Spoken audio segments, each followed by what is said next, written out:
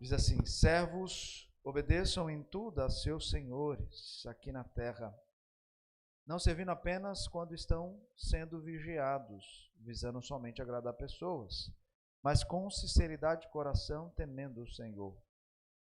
Tudo o que fizerem, façam de todo o coração como para o Senhor, e não para as pessoas, sabendo que receberão do Senhor a recompensa da herança.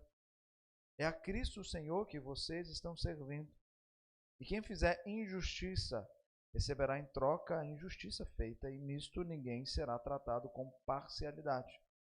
Senhores, tratem os seus servos com justiça e igualdade, sabendo que também vocês têm um Senhor no céu. Vamos orar?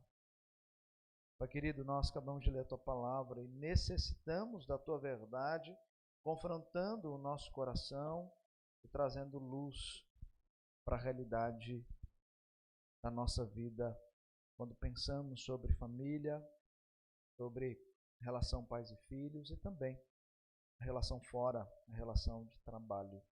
Tudo isso implica naquilo que somos. E nós precisamos olhar para o Senhor, tendo o Senhor como nosso modelo, para então direcionarmos essas áreas da maneira que te agrada. É a nossa oração, em nome de Jesus. Amém e amém. Queridos, nos últimos sermões, nós refletimos sobre a família, primeiro o papel de marido e esposa, e depois a relação entre pais e filhos. E vimos como é essencial conhecer as estruturas criacionais de Deus para não nos conformarmos com conceitos culturais que muitas vezes não só permeiam a nossa mente, mas direciona as nossas ações. A importância de sermos guiados pela verdade, para que o nosso coração seja redirecionado para o padrão estabelecido pelo próprio Deus, e não pela nossa cultura. Hoje, ainda dentro desse contexto da família, olharemos para outro aspecto fundamental da criação, o trabalho. Desde o princípio, o Deus Criador confiou ao ser humano a missão de cultivar e guardar o jardim.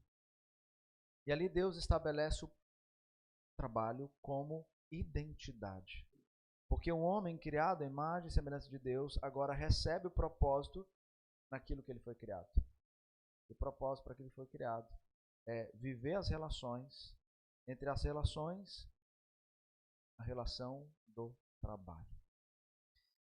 Mas nós sabemos que a queda afetou essa estrutura.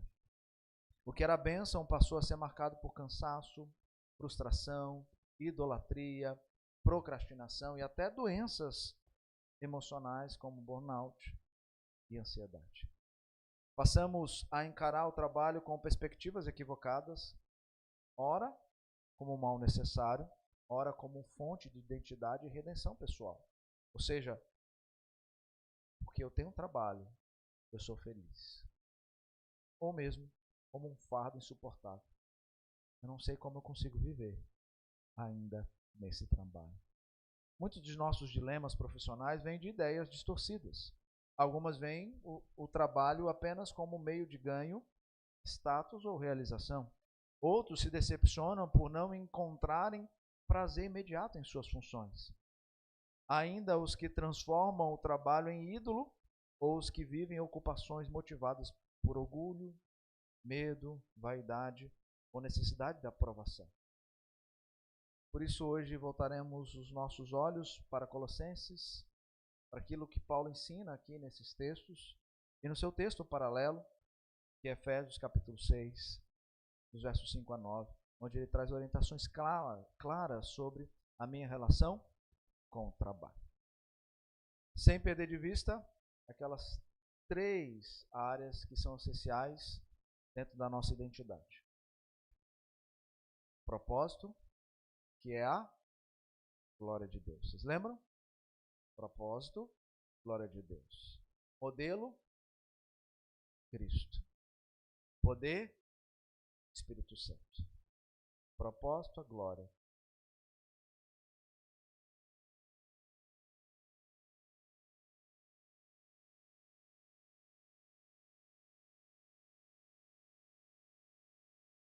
texto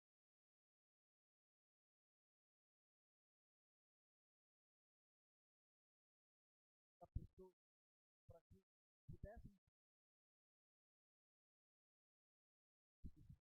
para o outro, para ser Deus, Filho de Deus. Então Paulo gasta o início da sua epístola, os 3 primeiros capítulos, para tratar dessa realidade da pessoa e da obra de Cristo Jesus. Isso porque existia um movimento dentro da região de Colossos, que estava adentrando as fileiras daquela igreja, que dizia que somente ter Cristo como crença não valida a sua salvação. Você precisa também de mais coisas. Aí vinha o legalismo judaico para dizer, você tem que cumprir as leis de Moisés. Vinha outros para dizer, vocês precisam de sentir, vocês precisam de ter coisas místicas na sua prática, inclusive precisam cultuar a anjos. E um outro grupo que dizia, olha, o espírito é bom, o corpo é mau. Então faça com o corpo que você quiser, mas você vai ter que mortificá-lo. Ou seja, você vai ter que flagelar o seu corpo. Mas o espírito ainda continua bom. Muito dentro da filosofia platônica. Então essas ideias estavam permeando o cenário da cidade e da igreja. E Paulo se levanta para dizer, de modo algum vocês precisam dessas coisas. Por quê? Porque aquele que é a imagem do Deus invisível, o primogênito de toda a criação, esse basta a vocês. Esse é suficiente. A obra redentora de Cristo na cruz é de fato a única que pode te redimir de todos os seus pecados, encravando todo escrito de dívida que era contra vocês na cruz. O que vocês precisam fazer agora, na verdade, é despojar da velha natureza.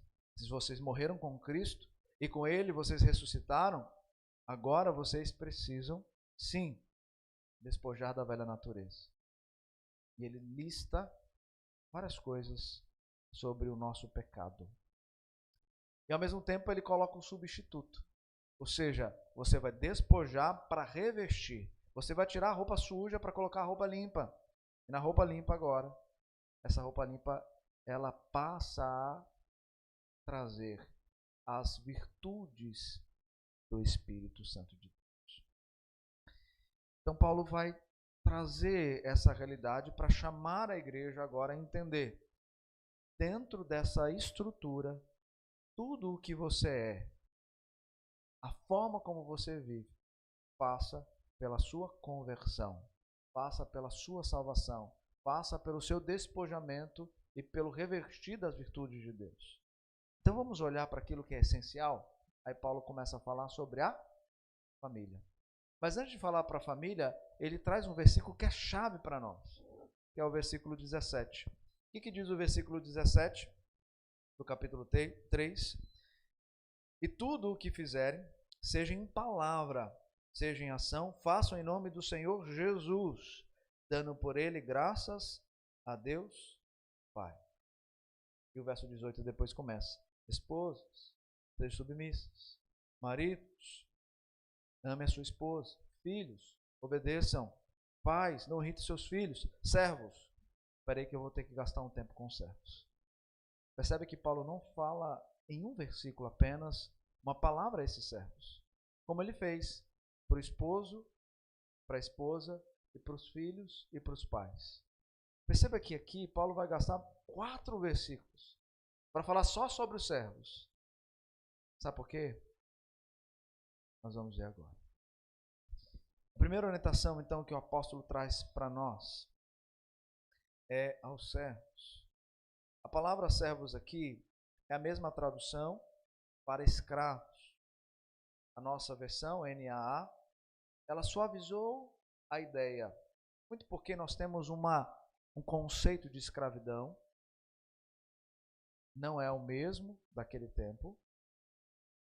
Então ela suaviza, podendo sim traduzir por servos, aquilo que Paulo quer enfatizar como escravos. Por quê? Porque naquele contexto havia sim muitos escravos. Estima-se que só em Roma, em uma dada época, cerca de 1/3 dos habitantes pertencia a essa classe social.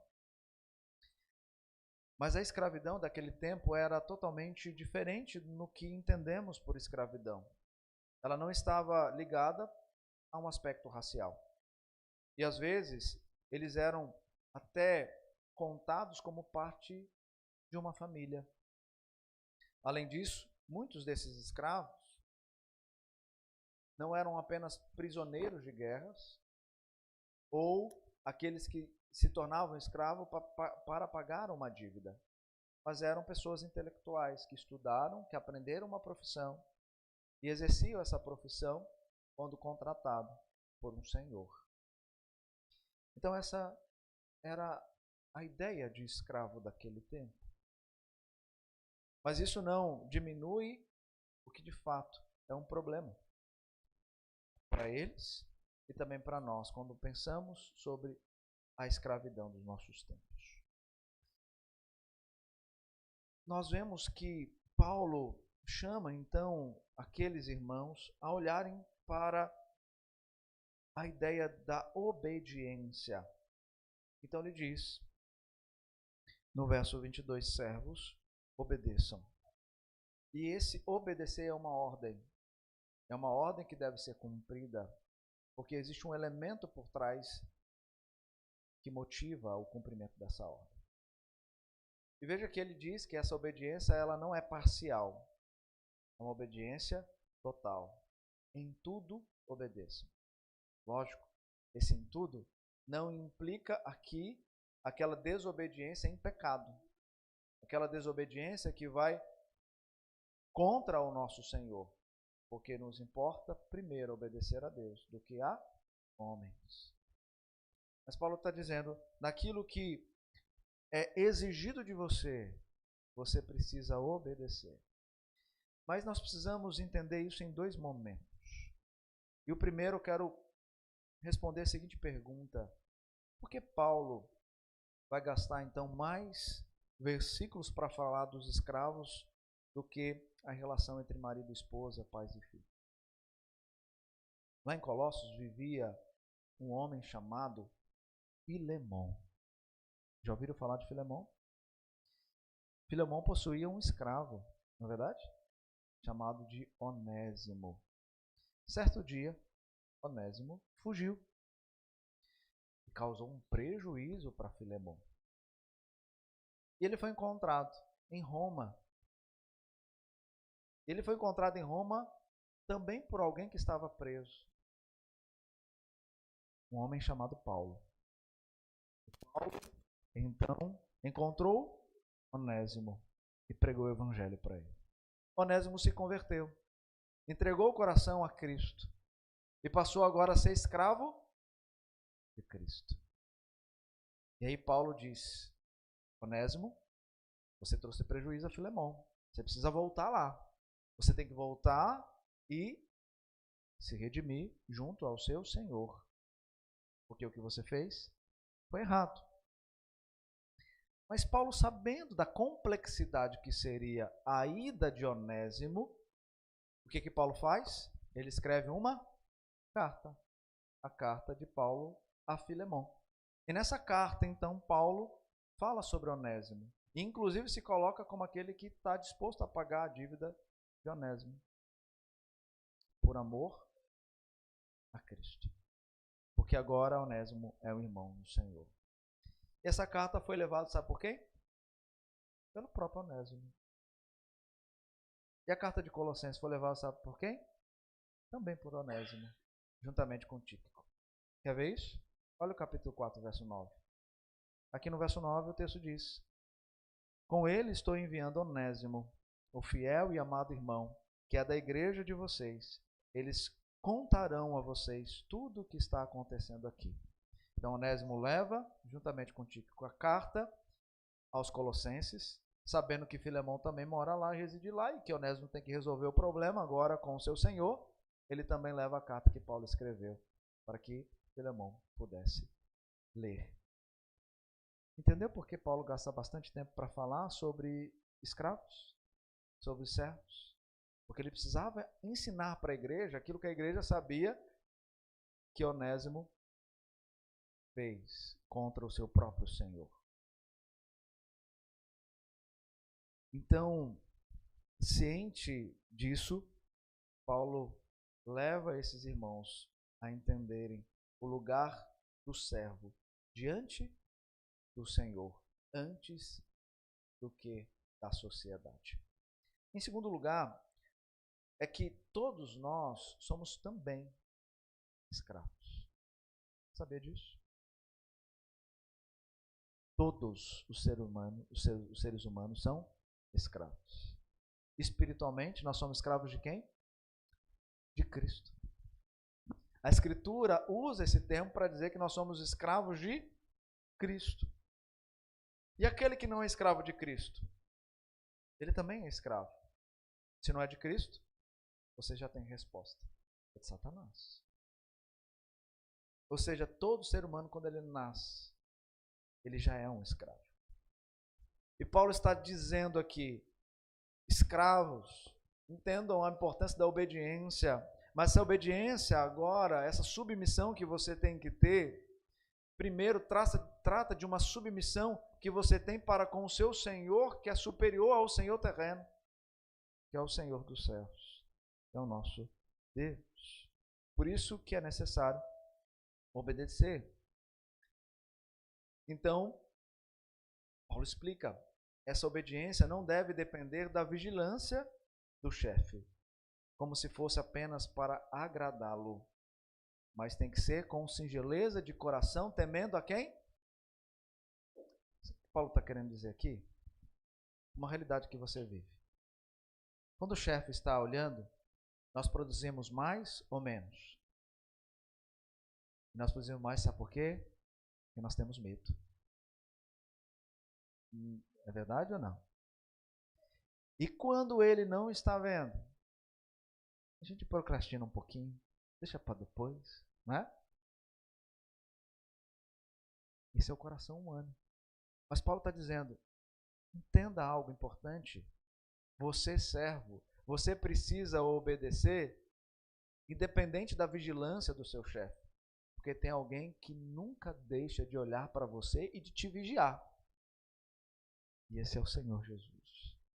Então você tem que fazer com alegria no coração, sabendo que você está fazendo não para o seu chefe terreno, mas para o seu chefe celestial. Porque o propósito do seu trabalho não é a glória do seu chefe, o propósito do seu trabalho é a glória de Deus.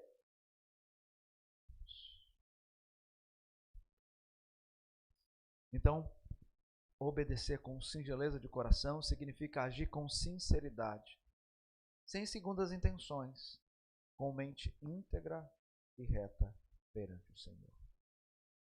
Ao agir assim, nós glorificamos o verdadeiro chefe dos chefes, que vê tudo, mesmo quando nenhum olho humano está observando.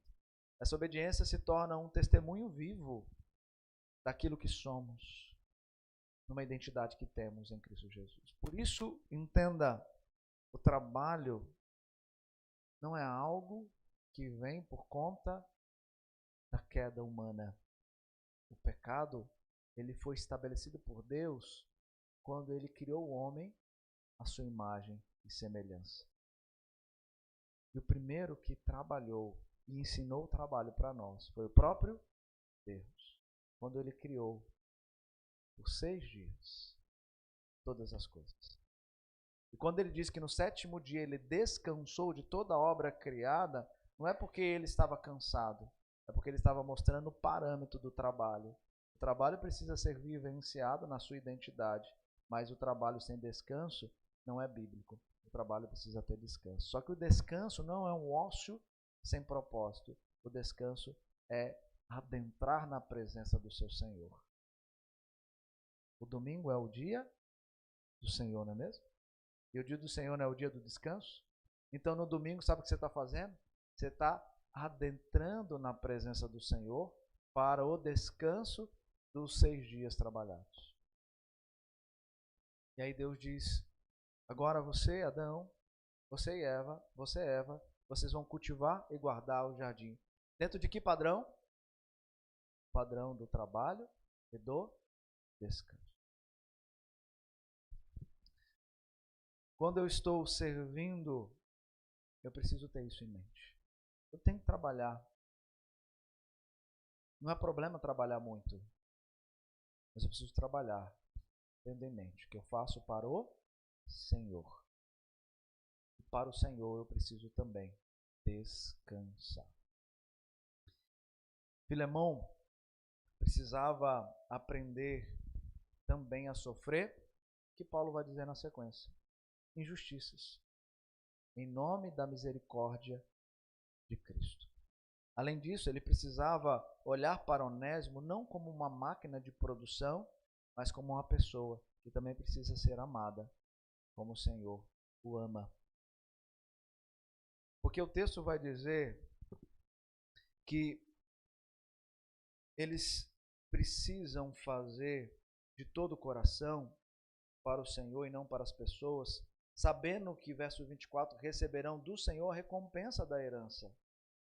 E é a Cristo o Senhor que eles estão servindo, sabendo que do Senhor receberão a recompensa, a herança. Mesmo que do seu senhor terreno o escravo receba muito menos do que deveria, do seu senhor receberá a quantia plena que lhe é concedida pela graça de Deus. Às vezes estamos no trabalho, reclamamos porque trabalhamos muito e ganhamos pouco. O nosso trabalho não é valorizado. Paulo está dizendo para o escravo, que muitas das vezes não tinha sequer o seu salário. Ele está dizendo para esse escravo: entenda que a tua recompensa é uma herança. Por mais que você não ganhe o que é devido, por mais que você não receba aquilo que você mereça, entenda, a maior recompensa não está na valorização humana aqui na terra, mas está naquilo que já está garantido pelo próprio Cristo, que é a coroa da vida. Essa herança você vai receber. Se essas pessoas não reconhecem o tanto que você trabalha, Deus reconhece. E Deus se alegra quando você faz, mesmo sabendo que existe injustiça. Porque você não faz por temor de homens, mas por temer o Senhor do Senhor. Então, diante dessa realidade, Paulo orienta os servos a seguirem essas instruções, revelando que o verdadeiro patrão é o Senhor. E que mesmo que o terreno cometa injustiça, eles não deveriam se preocupar, porque o justo juiz julgará. Seja o patrão ou mesmo até o empregado. Onésimo devia a Filemão, mas Paulo se oferece para quitar a dívida. Quando ele faz isso, ele se assemelha com alguém que pagou uma dívida que era nossa. Se assemelha com Jesus Cristo. Jesus Cristo pagou a dívida que era nossa. Você tinha condições de pagar aquela dívida? De modo algum.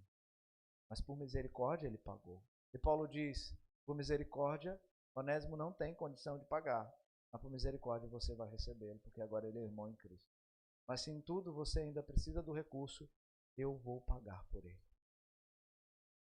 como o Senhor Jesus já fez por mim. O que torna tudo isso possível, nós podemos ver isso na vida de Onésimo, é o Evangelho. O Evangelho, queridos, é a causa dessa mudança de paradigma, porque ataca as áreas pecaminosas, regenerando a um estado que glorifica a Deus. E quando o Evangelho adentra a minha cosmovisão, a forma como eu enxergo a realidade do mundo muda, porque agora eu não olho mais para a forma como eu tenho que fazer no meu desejo pessoal, mas a forma que eu preciso fazer por um desejo celestial, que é do meu Senhor. E quando isso acontece, pelo menos 4 mudanças passam a existir na nossa prática como servos.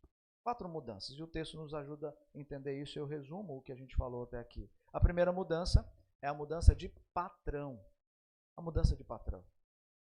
Lá no texto paralelo, Efésios 6, versos 6 e 9, o verso 6 diz que somos escravos de Cristo. O 9, Senhor deles e de vocês.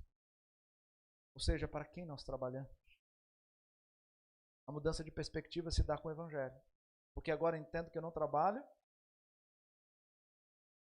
com a perspectiva do resultado terreno, mas eu trabalho para aquele que de fato me deu o trabalho como minha identidade. Segundo, mudança de postura. O cristão deve trabalhar bem, não só quando vigiado, mas com um prazer renovado que o Evangelho trouxe para você. Terceiro, mudança de pagamento. Ou seja, não conquistar favores de homens, mas trabalhar pelo que é perene, sabendo que do Senhor vem a recompensa. Veja o que o Senhor ensina em Mateus 6, os versos 19 e 21 sobre isso. Quando ele vai tratar sobre a ansiedade, antes disso ele fala de um ídolo que muitas vezes temos no nosso coração. E ao falar sobre isso, ele nos ajuda a compreender essa mudança de pagamento. Mateus 6, os versos 19 e 21 a 21 diz assim: Não acumule tesouros sobre a terra, onde as traças e a ferrugem corroem e onde ladrões escavam e roubam, mas ajuntem tesouros no céu, onde as traças e a ferrugem não corroem e onde ladrões não escavam nem roubam, porque onde estiver o seu tesouro, aí estará também o seu coração. Por que eu trabalho? Qual é o objetivo que eu busco no meu trabalho? Sucesso? Prazer financeiro para viver a vida regaladamente, para ter aquilo que eu desejo. Eu trabalho para um patrão que me recompensa e todo o meu recurso eu uso para a glória dele. Eu sou mordomo das finanças, mas a minha mordomia passa por uma lente do Evangelho que me transformou a enxergar as coisas fúteis desse mundo e as coisas que de fato são tesouros no céu. Mudança de pagamento e mudança de parâmetro. Cristo é referencial tanto para os servos como também para os senhores. Ou seja, agora eu faço tendo um modelo, não só o propósito. O propósito, glória de Deus. O modelo é Cristo. O modelo é Cristo. Então o Evangelho, queridos, trabalha as questões mais profundas do nosso coração para mudanças reais e radicais a fim de um retorno aos padrões criacionais. Nesse caso, sobre o trabalho. E os senhores? As orientações aos senhores são curtas, mas necessárias. E o verso 1 do capítulo 4, então Paulo diz: Senhores, tratem os seus servos com justiça e igualdade, sabendo que também vocês têm um Senhor no céu. Os senhores devem lembrar-se de que eles também possuem um Senhor. Isso muda a forma como ele deve tratar o servo. E nós temos dois exemplos que apresentam esse contraste na Bíblia. Veja comigo, Mateus 8, os versículos de 5 a 13.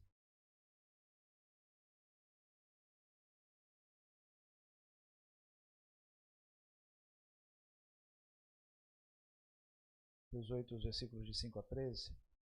Exemplo do centurião e o seu servo. Diz assim: Tendo Jesus entrado em Cafarnaum, um centurião se aproximou dele, implorando: Senhor, o meu servo. A quem ele está pedindo? Pelo servo. Está na minha casa, de cama, paralítico, sofrendo horrivelmente. Jesus lhe disse: Eu vou curá-lo. Eu vou lá curá-lo. Mas o centurião respondeu: Senhor, não sou digno de recebê-lo em minha casa, mas apenas mande com uma palavra e o meu servo será curado. Olha o verso 9. Ele explicando ao Senhor: Porque também eu sou homem sujeito à autoridade. Tenho soldados às minhas ordens e digo a este vá e ele vai, e a outro venha e ele vem, e ao meu servo faça isto e ele o faz. Ao ouvir isso, Jesus ficou admirado e disse aos que o acompanhavam: Em verdade lhes digo que nem mesmo em Israel encontrei fé como esta. Digo a vocês que muitos virão do Oriente e do Ocidente e tomarão lugar à mesa com Abraão, Isaque e Jacó no reino dos céus. Mas os filhos do reino serão lançados para fora, nas trevas. Ali haverá choro e ranger de dentes. Então Jesus disse ao centurião: vá, e seja feito conforme você crê. Naquela mesma hora, o servo do centurião foi curado. Esse é um bom exemplo. Um exemplo de alguém que vai interceder pelo escravo, pelo servo. E quando ele vai interceder pelo servo diante do Senhor, ele reconhece que ele, sendo alguém que tem autoridade, ele pode sim receber a autoridade daquele que é superior a ele mesmo. E pela fé dele, então, ele diz: Senhor, o Senhor não precisa ir. Uma palavra eu sei que será curado. E ele então submete a autoridade que ele tem a esse Senhor. E então, por fé, ele foi curado.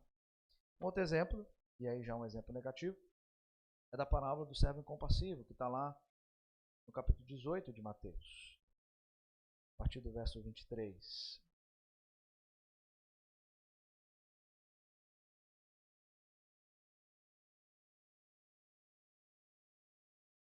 Por isso o reino dos céus é semelhante a um rei que resolveu ajustar contas com os seus servos.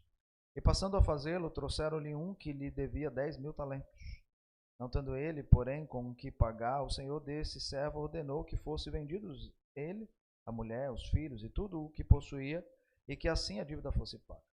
Então o servo, caindo aos pés dele, implorava: tenha paciência comigo, e pagarei tudo ao senhor. E o senhor daquele servo, compadecendo-se, mandou-o embora e perdoou-lhe a dívida. Saindo, porém, aquele servo encontrou um dos seus conservos que lhe devia 100 denários. Agarrando-o, começou a sufocá-lo, dizendo: pague-me o que você me deve. Então o seu conservo, caindo aos pés dele, pedia: tenha paciência comigo e pagarei tudo a você. Ele, porém, não quis. Pelo contrário, foi e o lançou na prisão até que saudasse a dívida. Vendo seus companheiros o que havia acontecido, ficaram muito tristes e foram relatar ao seu senhor tudo o que havia acontecido. Então o senhor, chamando aquele servo, lhe disse: servo malvado, eu lhe perdoei aquela dívida toda porque você me implorou. Será que você também não devia ter compaixão do seu conservo, assim como eu tive compaixão de você? E indignando-se, o Senhor entregou aquele servo aos carrascos, até que ele pagasse toda a dívida.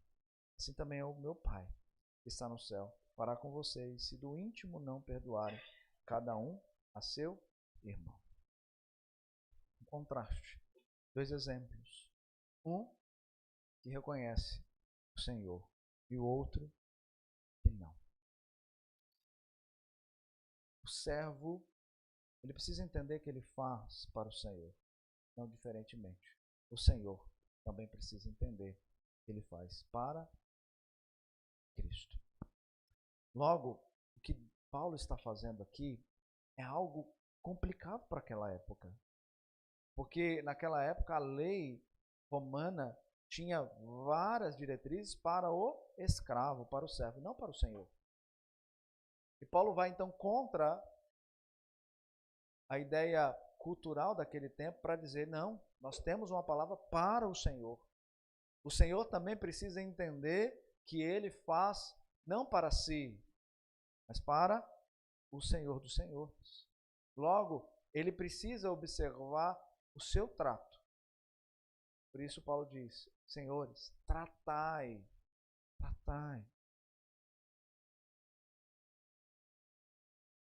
Tem um livro, Piedade Cristã, é um livro de bolso, John Bunyan, que ele lista alguns cuidados dessa relação patrão-empregado. Eu quero trazê-las aqui. A primeira, ele diz para o Senhor: saiba que é seu dever se comportar de tal modo diante de seu empregado, que esse trabalho não seja apenas para o seu bem, mas para o bem daquele que lhe serve. Isso tanto no que diz respeito ao corpo quanto à alma. Segundo, cuidado para não transformar os seus empregados em escravos, sobrecarregando-os em seu trabalho por causa da sua avareza. Terceiro, tome cuidado para não lidar com os seus empregados de tal modo que eles venham a dizer a você, como Abigail falou do seu próprio marido: Nabal. Ele é um homem vil, que não há quem lhe possa falar. Em Efésios capítulo 6, verso 9, o apóstolo ordena que você não ameace, pois você também tem um Senhor no céu. Quarto, cuide para não enganar os seus empregados ao contratar ou demiti-los. 5, cuide para que você não tire proveito de alguma posição, ou por ser piedoso, ou por usar de modo conveniente os meios da graça. A sua conduta, quando feita, ela se assemelha a Cristo. Testemunha tanto para o empregado que é crente como ao incrédulo, sabendo que assim como os seus escravos devem prestar-lhes contas, assim também, por sua vez, deverão dar satisfação ao Senhor do céu. Agindo assim, o Senhor demonstrará pelos seus servos a mesma consideração que esperam receber daquele que exerce autoridade sobre eles. Paulo também ensina um contexto espiritual aqui para nós. Quando ele fala do patrão e do empregado, olhando para Cristo, ele mostra o próprio Cristo como modelo para ambos. O patrão é escravo de Cristo, a quem ele serve, e o modelo de autoridade deve ser a mesma do mestre. E o mestre disse: eu vim para não ser servido, mas para servir e dar a minha vida em resgate de muitos. Ou seja, o mestre que tem autoridade diz que ele é servo. E o Senhor, quando ele compreende que na sua autoridade ele também é servo, ele se assemelha espiritualmente ao modelo Cristo. Não diferente, também o servo, o empregado, se assemelha a Jesus em sua humilhação. Lembra? Filipenses capítulo 2, naquele cântico maravilhoso, Paulo traz a realidade do Senhor, que se despiu, desceu dos céus e se humilhou, tornando-se obediente, e obediente até a morte de cruz. Então o Senhor se assemelha a Cristo, e Cristo é um modelo para ele. E o empregado também se assemelha a Cristo, e Cristo é modelo para ele. Então, queridos, entendam que o trabalho não tem a ver com algo que você simplesmente precisa ter para pagar as suas contas, ou para suprir suas necessidades, ou para conquistar os seus sonhos. O trabalho foi dado a você porque você recebeu a imagem e a semelhança de Cristo Jesus, do Pai eterno, do Espírito Santo. A Trindade Santíssima se reuniu para criar o homem e disse: façamos o homem a nossa imagem, conforme a nossa semelhança. E esse homem agora precisa cultivar e guardar o jardim. Ele tem um trabalho, é a sua identidade. Só que a minha identidade, ela é cristocêntrica quando eu a faço olhando para aquele que é o Senhor agora da minha vida. Ou seja, quando Cristo Jesus me resgata para ser um com Ele, eu sou um com Ele em tudo. E toda a perspectiva da minha vida passa por uma nova estrutura. Ou seja, o que eu sou depende do meu Senhor. O que eu faço depende do meu Senhor. Aonde eu vou depende do meu Senhor. E não terreno, mas do céu. Então o trabalho, seja ele bom, seja ele ruim, mas sendo um trabalho digno, é um trabalho que glorifica a Deus. Muitas vezes nós paramos para pensar: Senhor, qual é a tua vontade sobre o trabalho que eu preciso escolher? A vontade dele é que você trabalhe, não seja um preguiçoso, porque a preguiça é resultado da queda. O trabalho é resultado da glória daquele que te fez para ter o trabalho como sua identidade. Trabalho. Seja no trabalho A, seja no trabalho B. Todo trabalho é digno. Quando certa vez falei disso numa palestra, eu falei: olha como a cultura nos molda, inclusive sob a perspectiva daquilo que nós escolhemos como trabalho. Porque quando você vai fazer aquele teste vocacional, Existe ali a profissão de gari, de atendente de balcão, de secretário? Não, né? Mas existe de médico, de engenheiro, não é? Será que essas profissões são mais honráveis do que as outras? Será que essas profissões são melhores do que as outras? Não, todo trabalho é digno para o Senhor. A questão é que eu preciso não ser condicionado pela escolha do mundo, mas ser condicionado por uma escolha que eu vou vivê-la para o meu Senhor. E quando isso acontece, o trabalho ele passa por uma perspectiva de que mesmo cansado, eu vou conseguir cumprir todas as coisas que tem sobre minha responsabilidade, inclusive as obrigações no meu lar. Então entenda que nesses 3 sermões que nós pregamos, o que Paulo faz é um trabalho de hierarquia para dizer, agora que nós estamos em Cristo, nós precisamos então, marido, amar a esposa. Esposa, submeter o seu marido em amor, porque o modelo disso é Cristo. Pais, vocês precisam tratar os filhos, criando-os na disciplina e na administração do Senhor. Mas vocês não podem irritar os seus filhos. E filhos, vocês precisam obedecer os seus pais, pois esse é o modelo que representa o modelo maior que está sobre ele, que é o modelo de Cristo, a quem ele obedece. Mas existe uma área que também está dentro da família e que afeta a família. Essa área é o trabalho. Então, marido, mulher, vocês estão trabalhando. Mas o trabalho não pode dar relação dentro do lar. O trabalho tem que completar como somos completos em Cristo Jesus. Entenderam?